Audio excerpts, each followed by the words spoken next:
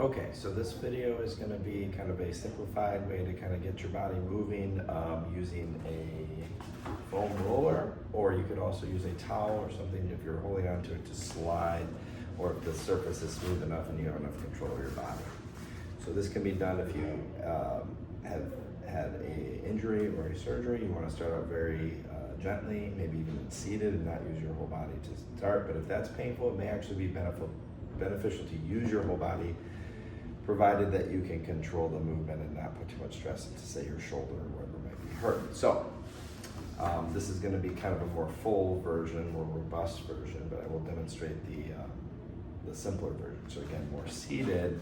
I'm going to imagine that I'm squared up at the table here. I'm sitting in a chair, and I'm going to rock, and I use my hips and not put a lot of weight in my arms. I'm going to keep pushing back at my hips, even though I'm sitting in this chair.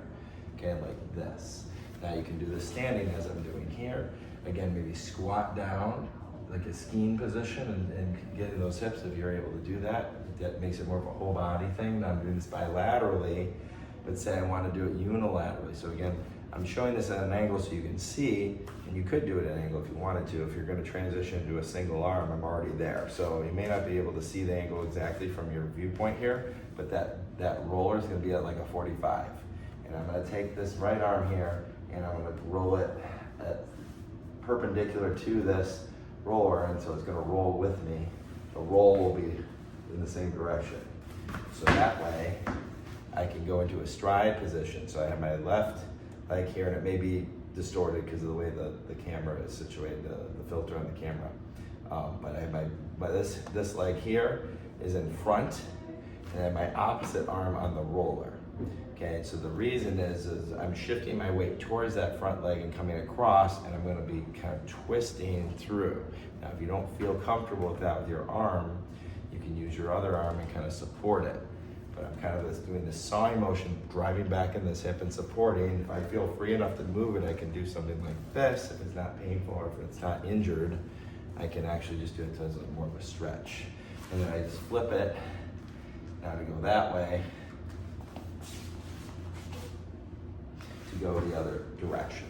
Or that way, maybe, like that. Okay, so it's kind of like that. Okay, rolling across. So now I can go the other way. But I can't go back and forth with this.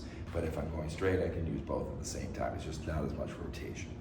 And you want to be in the middle of the roller. You don't want to be on the edge because it will kind of swing around on you if you're not careful. If you've ever rolled up carpet, kind of like that. So just be mindful. Don't push it if it's too painful.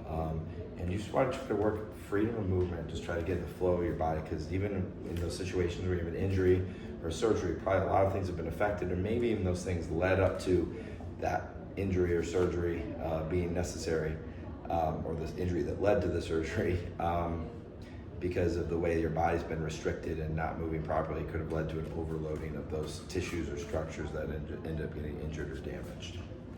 Okay, so hopefully that's helpful.